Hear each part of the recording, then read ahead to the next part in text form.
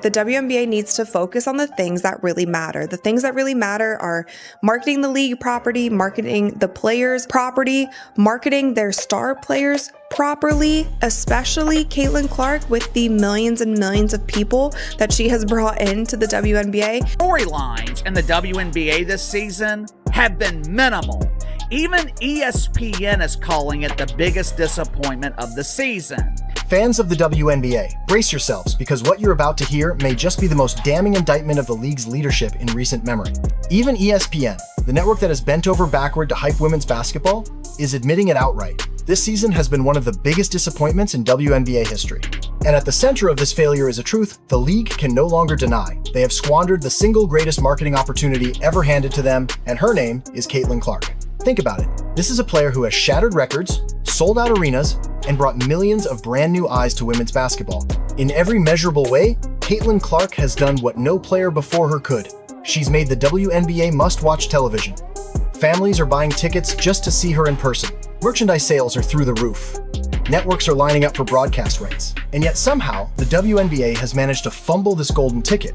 Instead of riding the wave, they've buried their star attraction. The league should be aggressively marketing Clark as the face of the sport, plastering her across every billboard, making her the centerpiece of every commercial, building entire campaigns around her record-breaking performances. That's what the NBA did with Michael Jordan in the 90s, with LeBron James in the 2000s, even with Steph Curry in the 2010s. You take your transcendent superstar and you elevate them into a household name.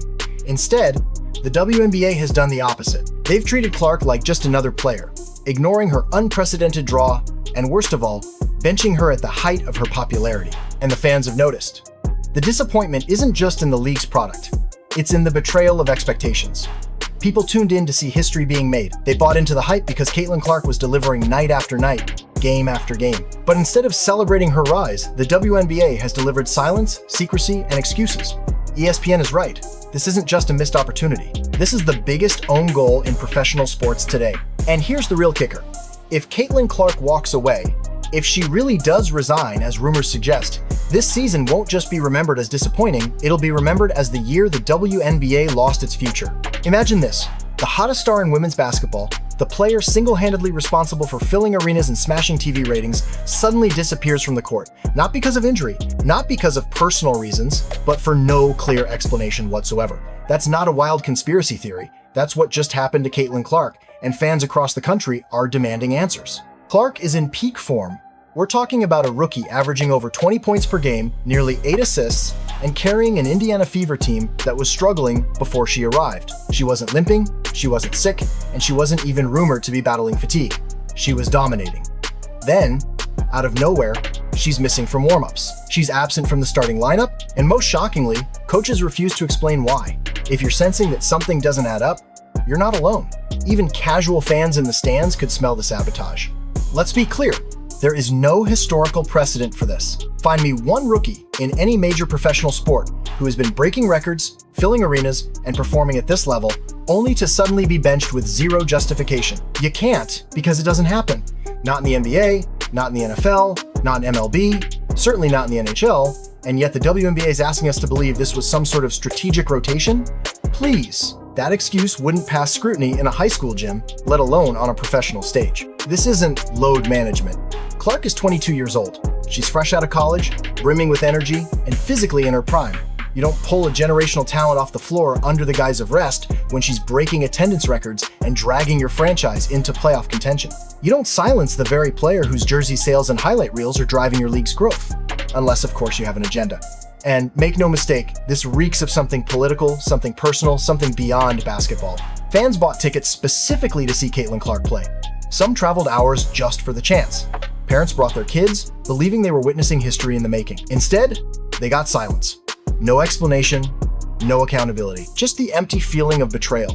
The league is playing with fire here, and they don't even seem to realize the danger. Because when you bench the very player who has turned your league into a cultural conversation, you're not just sitting a rookie, you're sitting the WNBA's future. Ladies and gentlemen, here's where the story becomes downright absurd. Caitlin Clark wasn't just another player putting up flashy numbers. She was the engine of the Indiana Fever.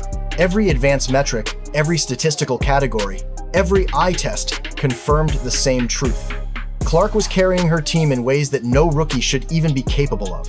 And yet, Despite the evidence staring everyone in the face, the league and the franchise decided to pull her from the court as if her dominance somehow didn't matter. Let's look at the cold, hard facts. Before her sudden disappearance from the rotation, Clark was leading the Fever not only in scoring and assists, but also in defensive win shares. Yes, defensive win shares. That means even on the side of the ball where rookies usually struggle the most, she was making measurable contributions. Her offensive rating, top 5 in the league. Her usage rate, higher than many established MVP candidates. And efficiency, off the charts compared to other first-year players. If you strip away the noise, the numbers paint a crystal clear picture. Caitlin Clark was not just good, she was elite. Now, ask yourself this, why would any coach or league executive bench a player producing at that level? If this were the NBA, and a rookie was putting up those kinds of stats while also selling out arenas and bringing in national TV audiences, they wouldn't just be playing heavy minutes, they'd be the centerpiece of every marketing campaign. Instead, in Clark's case, she was treated like a liability. That decision isn't just questionable, it's indefensible. And here's the part that has fans furious. This move didn't just punish Caitlin Clark, it punished the fans. Families bought tickets, merch, and even season passes because of her. Networks scheduled primetime broadcasts around her games. Even rival players admitted they prepared differently when facing her on the court. She had already become the face of the league. And yet, when it came time to protect that investment, the powers that be chose to ignore her impact entirely. The truth is, this goes beyond basketball. Clark isn't just scoring points, she's generating revenue. She's filling arenas. She's fueling concession sales, merchandise demand, sponsorship deals, and highlight reel views. To bench a player like that is the equivalent of taking your most valuable stock and tossing it aside for no reason. It's financial malpractice disguised as basketball strategy. And the message it sends to fans is chilling. No matter how much you invest in this league, no matter how much passion you bring, the decision makers will do what they want, even if it undermines everything you support. So yes, Caitlin Clark's performance was ignored. Not because she wasn't good enough, not because she was fatigued, but because the league either didn't know how or didn't want to handle the star they've been begging for. And in doing so, they've created a credibility crisis that no box score can fix. Viewers, buckle up, because if you thought Caitlin Clark's mysterious benching was baffling, the whispers about why it happened are even more explosive. According to insiders, this wasn't about rotations, fatigue, or any basketball-related reason. This was about business, marketing, to be exact. And it looks like Caitlin Clark may have stepped on the wrong toes in the wrong boardroom. Sources close to the Indiana Fever and the league office claim that Clark openly challenged WNBA executives about their outdated marketing strategies. Think about that for a second. A 22-year-old rookie, barely months into her pro career, looked the decision makers in the eye and told them the truth. Their cookie-cutter, tone-deaf campaigns aren't working. She reportedly pushed for more authentic fan engagement, for the league to stop treating players like interchangeable pieces in glossy ad spots, and instead highlight the real personalities and stories that draw fans in. And if that's true, she wasn't wrong. Because let's be honest, the fans aren't showing up for corporate slogans and bland commercials, they're showing up for Caitlin Clark. For her energy, for her highlights, for her story. She has connected with people in ways no WNBA player ever has. She's made casual sports fans care about women's basketball, and that's something no boardroom strategy could have manufactured. Instead of embracing her vision, however, it looks like the league took it as a challenge to their authority. And here's where things get damning. Within 48 hours of that closed-door meeting, Clark's minutes dipped. Within 72 hours, she was benched outright. Now, no one in an official capacity is saying it out loud, but to fans and analysts, the timing is too perfect to ignore. Cause and effect? Maybe, but at the very least, the dots connect suspiciously well. The reaction was immediate and brutal. Fans flooded social media with outrage, calling the league's excuse tone-deaf and insulting. Analysts on national broadcasts tore into the statement, pointing out that no healthy rookie averaging Clark's numbers had ever been benched for rotational reasons. Even casual viewers who barely follow the WNBA could see through it. This wasn't an explanation. It was damage denial. And here's where the league's response went from bad to catastrophic. Instead of cooling the controversy, it only fueled it. By refusing to address the situation honestly, the WNBA confirmed what many already suspected, that something bigger was being hidden. Every time an executive dodged a question, every time a coach offered a canned response, it made the league look less like an organization in control and more like one scrambling to cover its tracks. For a sport desperate to grow its audience, this was the worst possible strategy. Fans don't just want basketball, they want transparency. They want to trust the league they invest their money, time, and passion into. And when the WNBA chose to stonewall, it didn't just betray Clark, it betrayed the fans who fill arenas and drive TV ratings. The reality is this: A non-answer is often more damaging than the truth. Had the league owned up to internal disagreements, had they admitted to mismanagement, fans may have been frustrated, but they would have respected the honesty. Instead, the WNBA insulted their intelligence, treating them like they couldn't connect the dots. And nothing unites fans faster than being underestimated. So while the league thought they were protecting themselves, what they really did was pour gasoline on an already raging fire. The weak response didn't end the conversation, it escalated it. And now, instead of a minor controversy, the WNBA is facing a full-blown credibility crisis, with every word they don't say becoming louder than the ones they do. If there was any doubt that this was more than a Caitlin Clark story, it vanished the moment Sophie Cunningham and Lexie Hull stood side by side. Two players from different teams, different backgrounds, and different stages of their careers, united by one shared belief that the WNBA had crossed a line. In a league where speaking out against authority has historically come with consequences, their joint stand was nothing short of revolutionary. Cunningham had already ignited the conversation with her fiery presser. Hull had followed with her razor-sharp warning, "If they can do this to Clark, what do you think they'll do to the rest of us?" But when they appeared together shoulder to shoulder, voices aligned, it sent a message louder than any individual statement ever could. This wasn't just frustration, this was solidarity. The symbolism of that unity can't be overstated. For years, WNBA players have been siloed, discouraged from banding together outside of collective bargaining negotiations. By coming forward together, Cunningham and Hull shattered that divide. They showed that this wasn't about one player's benching. It was about the safety and respect of every athlete in the league. And they made it clear silence was no longer an option. Their declaration that no player is safe struck a nerve because it tapped into a universal truth. Every player, from rookies clawing for minutes to veterans fighting to extend their careers, knows how fragile their place in the league really is. One injury, one conflict with management, one unexplained rotational decision, and your career can vanish overnight. Clark's treatment was just the most visible example, but Cunningham and Hull forced everyone to see it for what it was, a warning shot. Fans, too, rallied behind their message. Social media lit up with hashtags of support. Former players weighed in, praising the courage it took to break the silence. Even casual viewers, many of whom tuned in just for Clark, recognized the historic weight of two athletes putting their reputations on the line to defend the integrity of the game. But perhaps the most important impact was what happened inside locker rooms. Cunningham and Hull's unity emboldened others. Younger players who had been afraid to speak suddenly had role models. Veterans who had once stayed quiet began quietly questioning whether silence had really protected them all these years. That spark of courage spread, and once courage spreads, it's impossible to contain. By uniting, Cunningham and Hull transformed the controversy from an isolated scandal into a movement. And in doing so, they forced the WNBA to confront a truth it has long tried to suppress. You can silence one voice, but you can't silence a chorus. While the league was trying to quietly navigate its internal mess, the most powerful force in sports, the fans weren't having it. Social media exploded, arenas buzzed with whispers, and comment sections across sports websites became battlegrounds. Ticket holders who had invested hundreds of dollars to see Caitlin Clark play were demanding answers. Sponsors too were raising eyebrows, questioning why the league would sideline its top asset at the very moment she was driving unprecedented attention. This wasn't just anger or disappointment.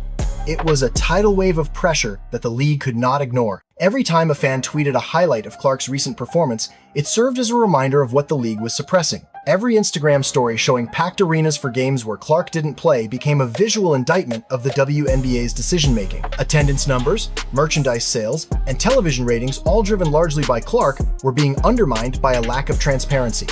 The financial and reputational stakes couldn't have been higher. And here's the thing, fans aren't patient. They want accountability.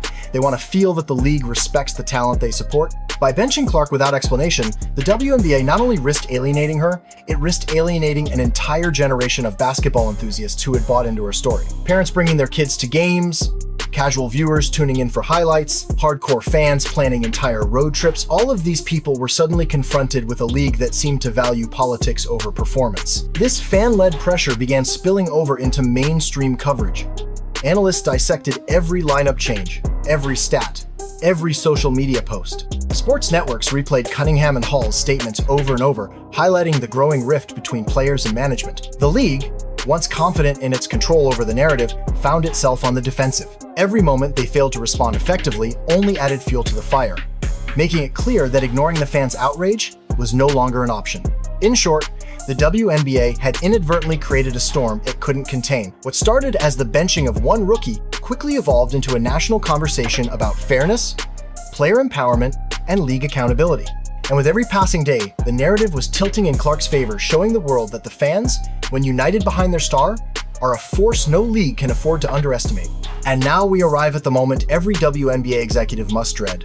The whispers have turned into serious speculation. Caitlin Clark might walk away. Yes, the league's brightest star, the player who has brought unprecedented attention, ticket sales, and national visibility, could resign entirely. If this happens, it wouldn't just be a blow, it would be catastrophic. Think about the scale of her impact. Clark's games aren't just contests, they're events. Sellout crowds, record-setting attendance, highlight reels that go viral internationally, merchandise flying off shelves, sponsors lining up to associate with her name. And suddenly, the WNBA risks losing all of that. Her absence wouldn't just remove a player from the court, it would drain the very energy and momentum the league relies on to thrive. Why would Clark even consider leaving? The reasons are increasingly clear. She went from being celebrated as the face of the league to being mysteriously sidelined. She was pulled from the spotlight for reasons no one could credibly explain. Instead of being supported, she was treated as a problem to manage. It's a level of frustration, humiliation, and exhaustion that even the most patient competitor would struggle to endure. And overseas leagues? They're watching. Bigger paychecks, superstar treatment, and environments that respect top talent are waiting for her with open arms. Sponsors would likely follow her wherever she goes. The financial implications for the WNBA are staggering. Losing Clark mid-season doesn't just hurt ticket sales, it sends shockwaves through broadcast deals, merchandise, and sponsorships. It undermines fan trust and makes it harder to attract the next superstar. And yet, here we are, a league gambling with its most valuable asset as if it were expendable. This looming threat transforms the controversy from a player dispute into a crisis of existential proportions. Caitlin Clark walking away isn't just a headline, it's a potential collapse of everything the WNBA has built around its star-driven growth model. Every analyst, every commentator, every executive watching this unfold knows it, and the clock is ticking. Because if Clark resigns, no press release, no PR spin, no bland explanation can fill the hole she leaves behind. This isn't speculation anymore. It's a very real possibility and a warning that the league's mismanagement could come at a cost it cannot recover from easily. Finally, we arrive at the big picture. What started as Caitlin Clark's benching has morphed into a seismic shift in the WNBA's power dynamics. The league, which for years has relied on top-down control, politics, and silent compliance, is now facing a player-led movement that refuses to be ignored. Sophie Cunningham, Lexie, and now other rising voices are demonstrating that the era of unquestioned authority is over. The significance of this cannot be overstated. For decades, players were told to stay quiet, to play their roles, to prioritize the league's image over their own voices. But what we are witnessing now is different. This is not a single protest. This is an awakening. It's about players reclaiming agency, demanding transparency, and insisting that talent, performance, and leadership are valued, not just obedience. The ripple effects are immediate. Locker rooms are buzzing with conversation, alliances are forming across teams, and players are beginning to question not just their treatment, but the structural policies that allowed Clark to be sidelined without justification. Fans are no longer passive observers. They are actively supporting those who stand up, pressuring executives, and refusing to accept bland excuses. Sponsors and media outlets are watching closely, understanding that the future of the league is intertwined with how it treats its players. If the WNBA thought that sidelining its most marketable talent was a contained issue, they miscalculated.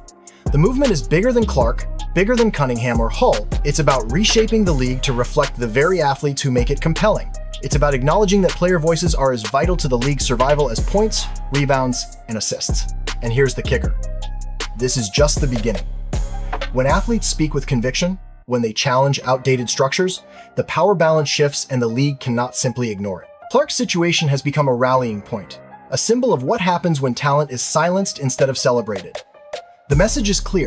The WNBA is no longer solely in the hands of executives. The players, those who fill arenas, drive TV ratings, and define the game, are claiming their seat at the table. So, as the controversy unfolds, one thing is certain: the WNBA's old rules no longer apply. The foundation of the league is shifting beneath the feet of those who thought they controlled it. And for the fans, the players, and the sport itself, this marks the start of a new era, a player-driven era where voices matter, power is shared, and the game's future is finally in the hands of those who make it worth watching.